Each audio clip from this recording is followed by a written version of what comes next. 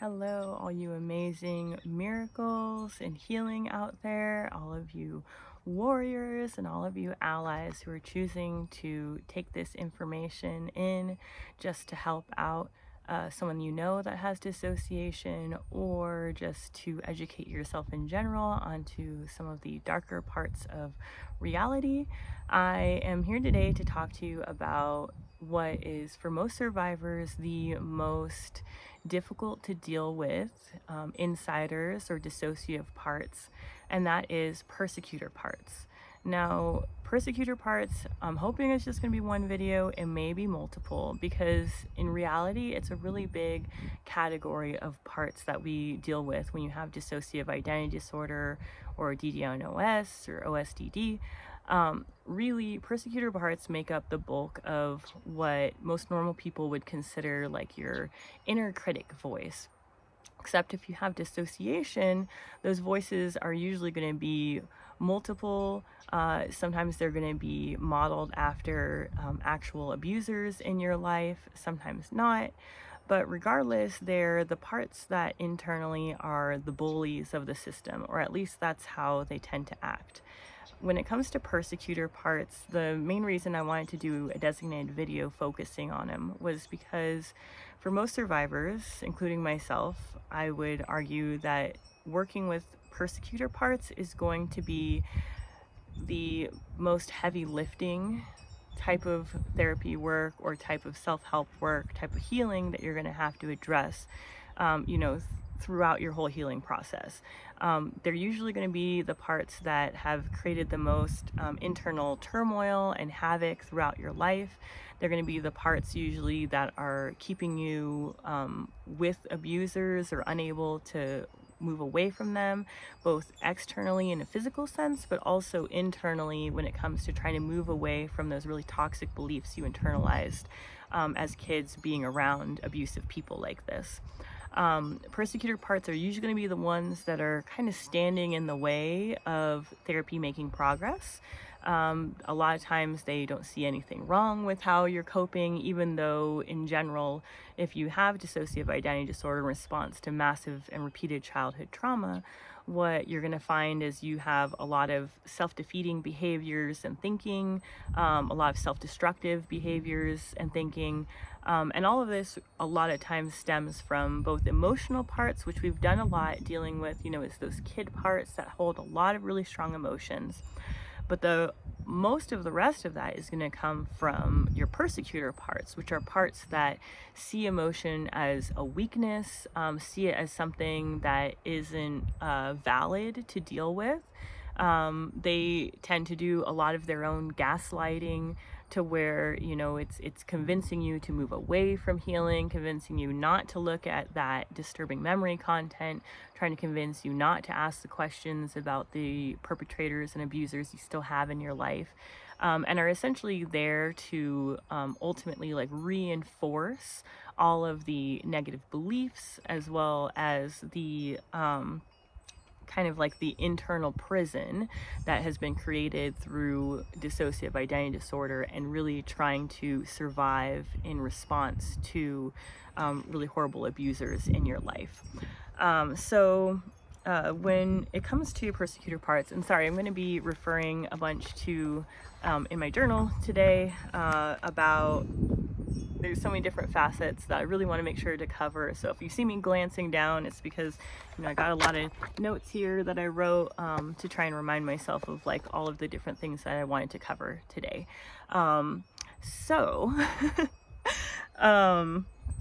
Persecutor parts are really a defense mechanism to internalize abusers' behaviors, expectations, and beliefs. Now, the emphasis here is on defense. Persecutor parts are like an adaptation of our brains to not just wall off the trauma, but essentially to have parts that maybe don't identify with the trauma, but are 100% aware of what our abusers expect from us. For persecutor parts, they see anticipation as protection. So essentially, the anticipation of your abuser's wants, needs, expectations to them feels like a protective mechanism for your body and your psyche to prevent like future or, further intense abuse, punishment. Like they see that if they can essentially perform whatever the needs are of the abusers, that essentially you will be protecting yourself, as a child, because these are child parts we're still dealing with. Protect yourself as a child from, more intense bodily, physical, emotional harm, essentially. Persecutor parts tend to be formed when we talked about like the trauma cycle, and essentially the different parts of a trauma event where you go from normalcy into the really intense emotion, and then you have like a solution part and then a loyalty part. So persecutor parts live in the solution and loyalty end of they're formed in the solution and loyalty end of that trauma cycle. So for a persecutor part, they're all about, the bottom line, which is survival, and they really don't like really acknowledging any emotion that came before it, because that's seen as a hindrance to them really doing what they need to do, they feel, to protect the system. So in childhood, like we said, this is a valid response, because you're attempting to avoid punishment and worse abuse. In adulthood, which is when most of you are going to be in healing and finding this channel and other resources in order to really start coping with and dealing with, your past and your self-sabotaging, bad defense mechanisms, basically. What you're going to find is that your persecutor parts are still reacting in response to the things that happened when you were in a child and not able to control your situation or get away from your abusers. They're still going to be like reenacting that stuff, and kind of responding to the same pressures, even if they are not currently in your life. And that can really be what trips up most survivors and keeps us in a very non-functioning, unmanageable state mentally, emotionally, and as just in reality as adults trying to pay your bills and go to school or whatever it is that you're parent, all the things that you're trying to do as an adult. And they seem to have these like real these real burdens that you can't get away from, and that's because those parts, just like the emotional parts that are really easily triggered and stuck in the emotions of the events that created them, it's the same for persecutor parts. They're really feeling like by bullying you as, by bullying the system, essentially, by bullying the different parts of your personality, they feel like what they're doing is keeping you in line and keeping you safe. Obviously, them still creating this internal pressure and like replicating the abuse of the abusers in the system is not valid anymore most of the time. Some people are still in contact with abusers, in which case in those situations, in those environments, it can still feel very valid because you still have the emotional humiliation or abuse, hopefully not still the physical abuse, but it's possible, and so they're still reacting to that. But for most of us, you've kind of moved on, you're away from your abusers, so them recreating this trauma constantly and this pressure that is you obeying or behaving the way the abusers want you to behave is not valid and is counter to therapy, because a huge part of what the abusers didn't want from you was to essentially not heal, not consciously acknowledge the damage that was being done to you in your life repeatedly, not to essentially really get in touch with your anger and try and put a stop to whatever it was they were doing to victimize you. And then the other part of that is that keeping silent. If you were repeatedly the victim of a crime like incest or trafficking or any of these different horrible things that a lot of times are the cause of dissociative identity disorder, or more intense versions of it, it was essentially you were required to protect and to provide cover for your abusers. That's what they expected of you. That's what they trained into you. And the parts that are, maintaining that status quo are very much like the most Stockholm syndrome reflective parts in your system, to where they recognized that they were not able to escape the abuse. They were not able to do anything about the abuse. They may have seen other parts of you try and verbalize the abuse, and then saw what their abusers said, nothing was done, they weren't believed, etc. So essentially, they persecutor parts have become like the Stockholm syndrome. If your mind is and body is a jail that you're in, they are essentially the ones that, are ensuring that prison maintains the status quo, that all the emotional parts that would be, causing any problems by revealing what's going on to your consciousness or to outsiders, that essentially that they're kept locked away, so the persecutor parts are like the prison guards, the prison warden, these parts that are essentially there, put there, by your brain as a protective mechanism, but also sometimes intentionally by abusers, to really reinforce that you're not going to say anything, you're not going to do anything to heal, you're going to continue to be a willing victim, and if we're in healing, this is like the main thing we really need to address.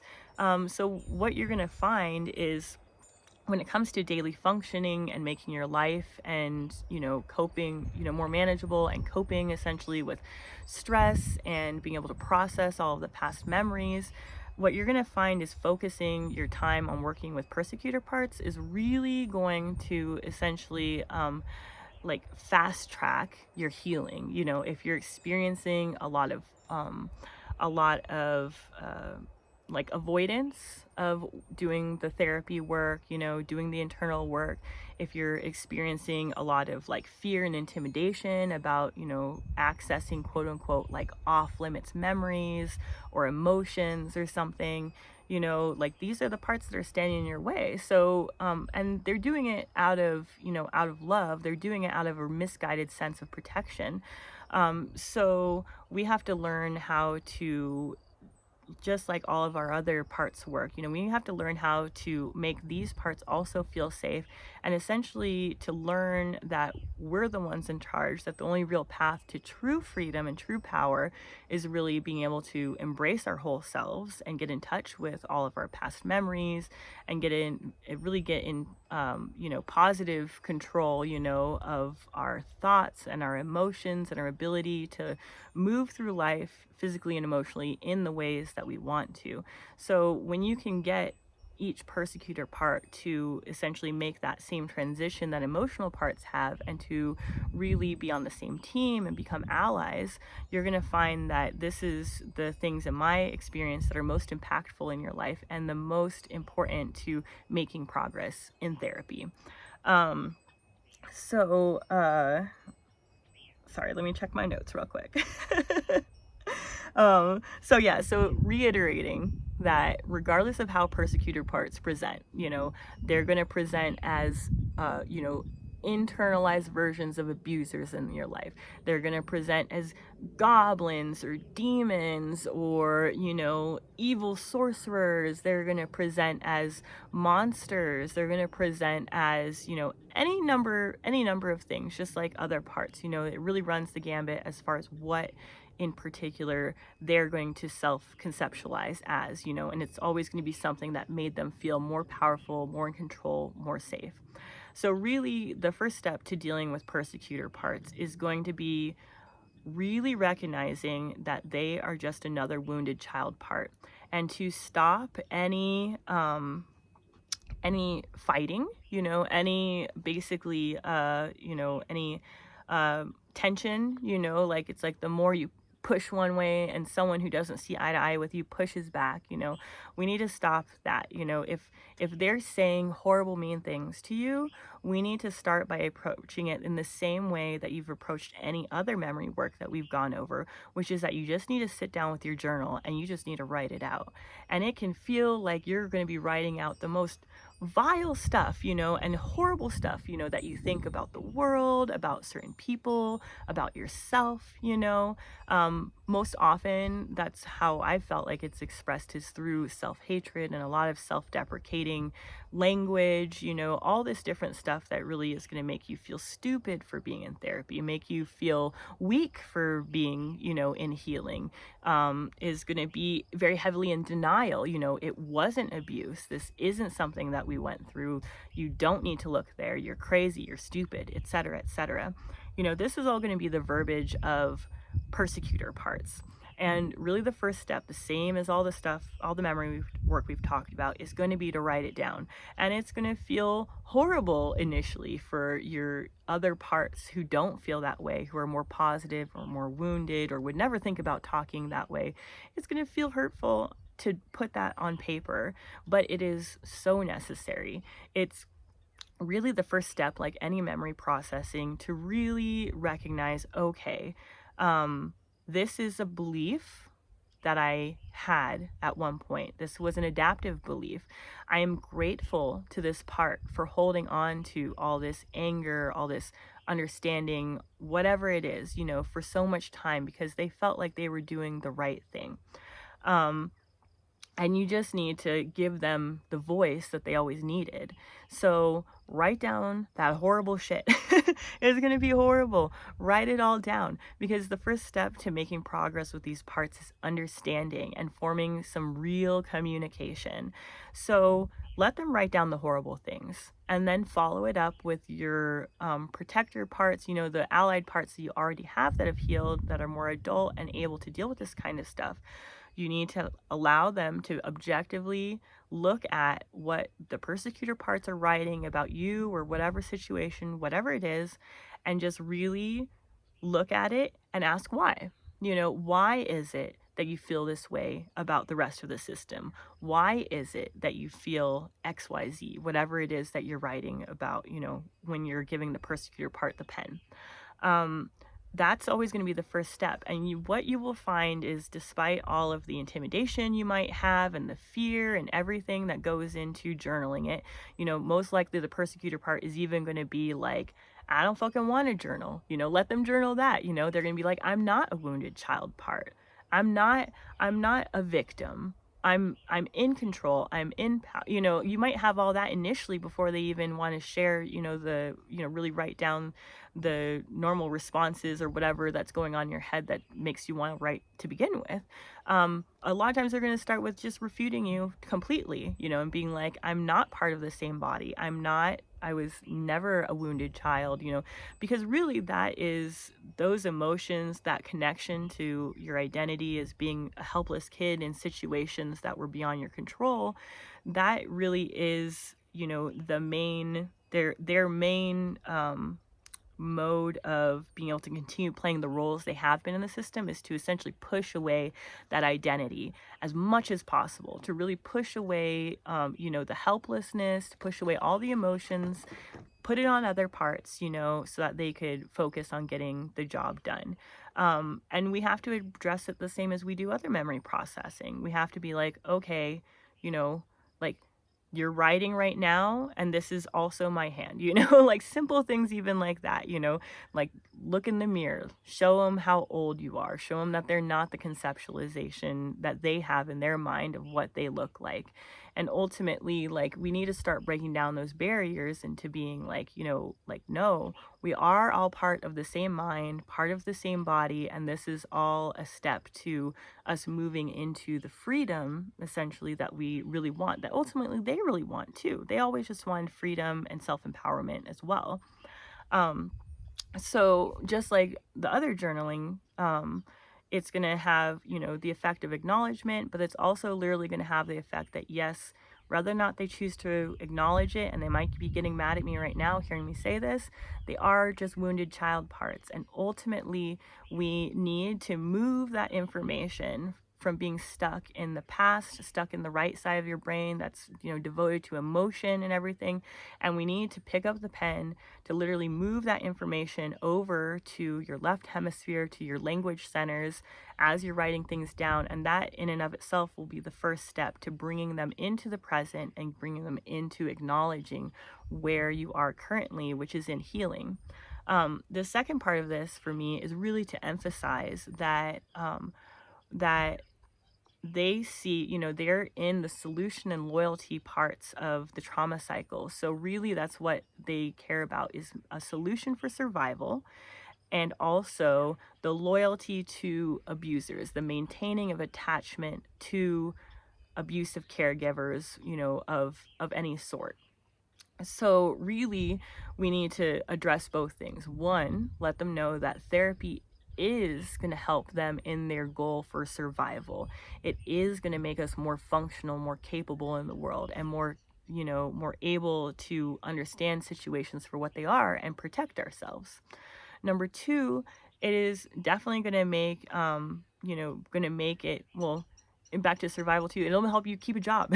You know what I mean? That's a lot of times what the bottom line is for persecutor parts, really wanting to appear normal and to not work on therapy, is that it's about the bottom line. And as an adult, you need to continue keeping a job, being a husband or wife, being a parent, being, functioning in society and earning an income, So really that's the kind of stuff that a lot of times makes persecutor parts happy and okay, is the bottom line, and you can show that, if you're dealing with less flashbacks, if you're dealing with less panic attacks, if you're dealing with less emotional upheaval or body pains or whatever, that you are actually more able, they're doing the punishment to keep you in a box, to keep you from healing, but ultimately those are the things that are keeping you from, surviving and taking care of yourself as an adult. So if they want that empowerment, then it would help them to be on the same team. So the other part, the loyalty that we need to address is that they felt like, that they were hitching their wagon to, a really reliable horse by, going along with the abusers, internalizing their beliefs and playing all the roles in the system and in your life that they were supposed to. But every single time when we're dealing with loyalty type training, and the love bombing after abuse events that you get from abusers, every single time it's essentially, love that's conditional. It's love and it's reward that's predicated on lies, essentially, because when they're love bombing you, when they're doing all this stuff, they're really denying that your abusers are really denying that any abuse happened, that there was anything for you to worry about. Now you can just associate with them as like the trauma bonded, saviors of you, bringing you out of a horrible situation that they actually put you in to begin with, So really the other part of that really helps with dealing with persecutor parts is that you are going to be recognizing, hey, it's going to hurt, persecutor parts, because you do feel loyal and like you love these abusers, but we have to show you all of the different ways in which what they were promising you, what the abusers were promising us as children, were lies. It was lies, it was trickery, it was manipulation, it was all of these, forcing you to choose between two evils, forcing you to choose the less of two evils. Like that in and of itself, always feels like, okay, this is positive. I was supposed to make this choice, etc. And I can agree with the abusers because they were training me to be stronger, etc., etc.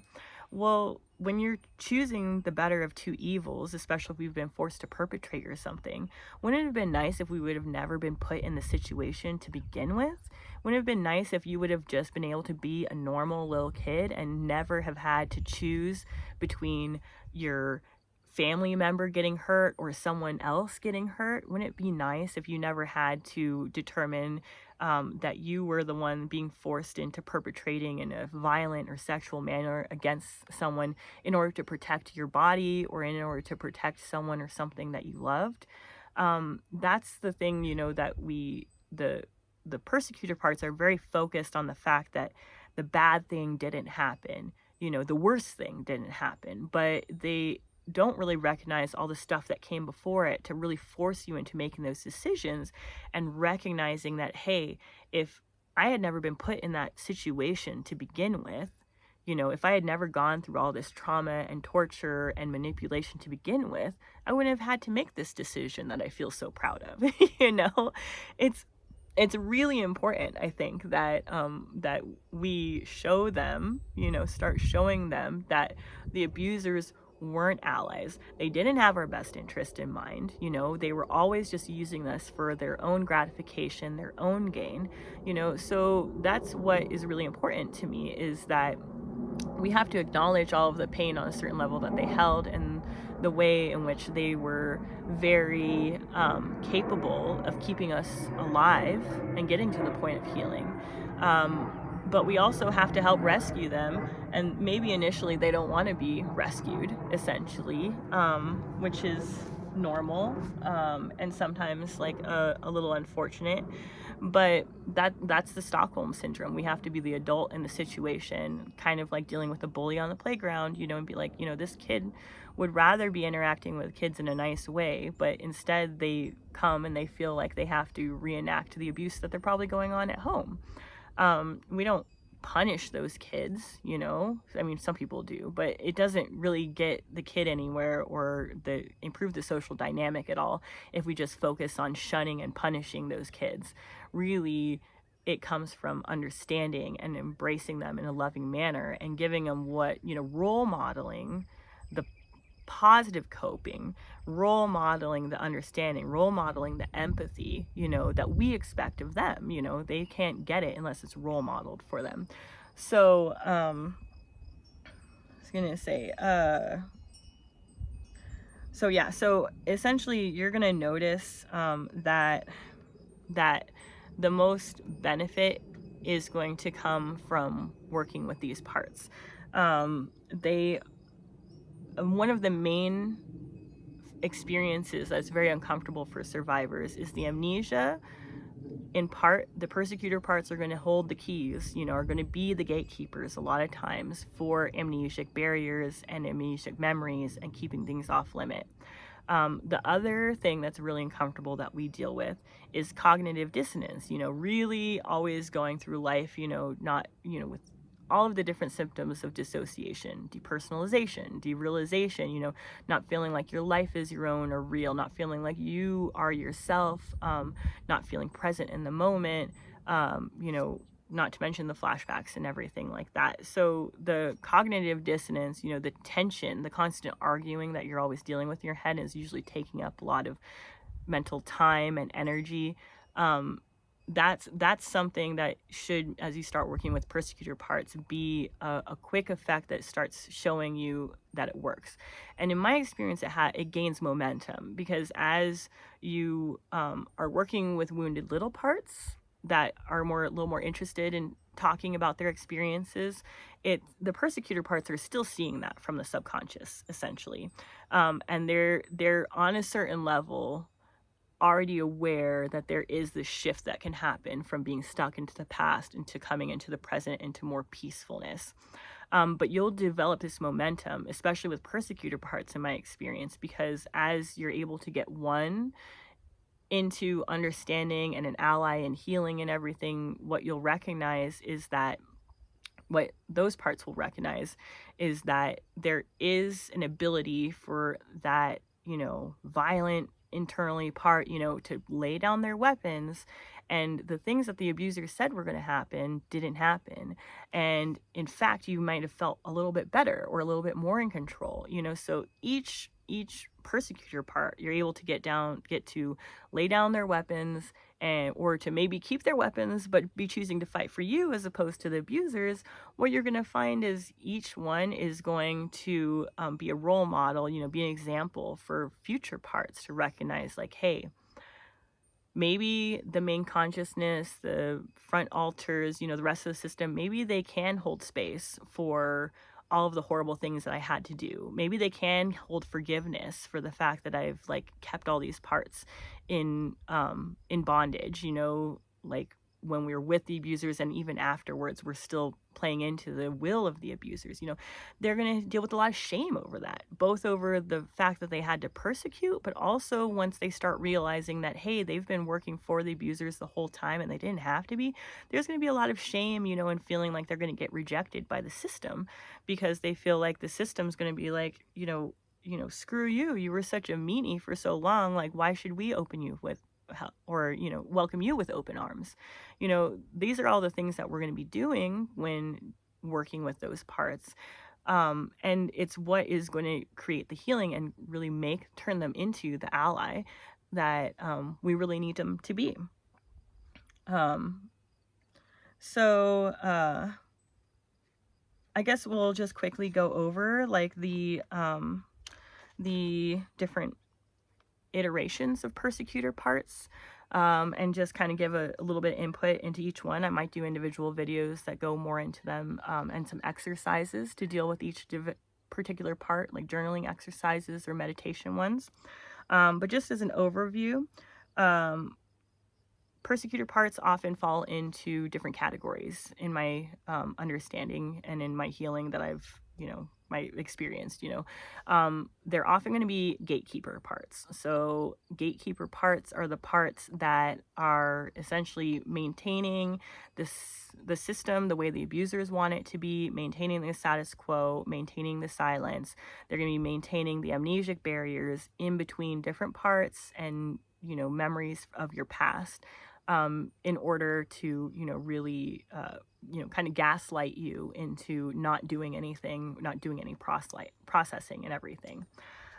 They're often going to be the denial parts, so parts that that maybe don't acknowledge the abuse at all, and it might be a repetition in your head, that okay, none of this happened, I'm just crazy, I'm just dealing with these emotions around my abusers because I'm crazy and they're innocent and I don't even have to think about it anymore, so that's going to be like denial parts, essentially, that are essentially denying that any of the abuse even happened, and saying the more likely, you're just crazy, you're just delusional, even if you are, have plenty of like evidence, anecdotal or experiential or otherwise, if we're just dealing with the symptoms of flashbacks and triggers and everything, you have all this stuff and they're still going to be like, no, none of that happened, nothing to see here.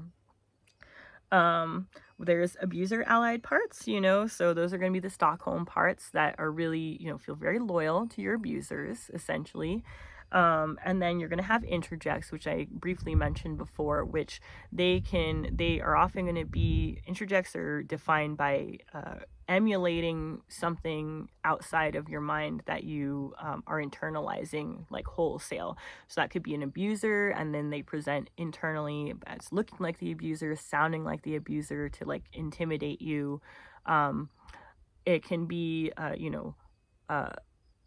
characters from like the media. So if you've had like maybe more intense programming, by abusers, then you might experience like different scripts being used to where it's it's an evil character from one of the movies or books that you had around as a kid that your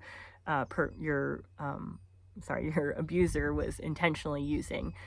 It can be historical figures, like a really common one for people that have like Nazi abuse or stuff. It can be Hitler, for example, or if you've experienced a lot of religious abuse, it could be different deities, even Jesus or the devil, it's like Satan, where it's basically you're internalizing a character in your mind. That's like what they're expressing themselves as wholesale. And then you have anger holding parts, and the anger holding parts, a lot of times, all this anger is going to be directed inwards. They're going to be parts that that do feel a lot of anger and rage, maybe stuff that was more role modeled by abusers, but essentially they're holding on to it all and essentially using it as fuel to direct inward, to direct onto other parts of the system often, and not into the outside world. The caveat can be that, yes, there's also persecutor parts that can essentially want to direct your anger outwardly, be essentially projecting the anger you have towards your abusers onto loved ones, sometimes intentionally in order to push them away. It can be projecting it onto situations, just giving you that feeling that you just want to fight and pick a fight with people just so that you can get your anger out and be violent or destructive or something. And it can also be the parts, if you're dealing more with like like military or organized crime abuse. Essentially, what you can experience is sometimes these persecutor parts are so invested in being like their abusers that they are willingly violent at the behest of your abusers, essentially your programmers, your handlers, your loved ones, whoever it is, that is like training you intentionally to harness that anger and to be violent on the outside. And they're not going to have any, that's the thing to understand, is they've gone through so much trauma themselves, so much torture. Even though they've dissociated it, it's really created a lot of motivation in there for them to see the world in the same way the abusers do, and to not have any issues with being violent, killing, being a sexual perpetrator, doing all of these different things. Like, this is often going to come from ultimately what are anger holding parts in the persecutor ilk, to where they have become the abuser, they believe, because they felt like they had to be, essentially. So we really have to show them that they don't have to be that anymore. They don't have to have these different predilections, these violent urges, whatever, because they're not performing for anyone anymore. They can literally be what they want to be themselves. I guess last I'll go over just a really short journaling exercise, because maybe you don't have any persecutor parts that want to talk to you specifically, that want, like, even though you're maybe hearing the repetition of this negative self-talk, in your head and everything, like, it may still be too early in healing for them to even want to, allow you to pick up the pen and even write, a few simple sentences of what that negative self-talk is. So for me, what it would be is, like, you can just write as the front person, as the protector part, whatever it is, the part that's doing the therapy.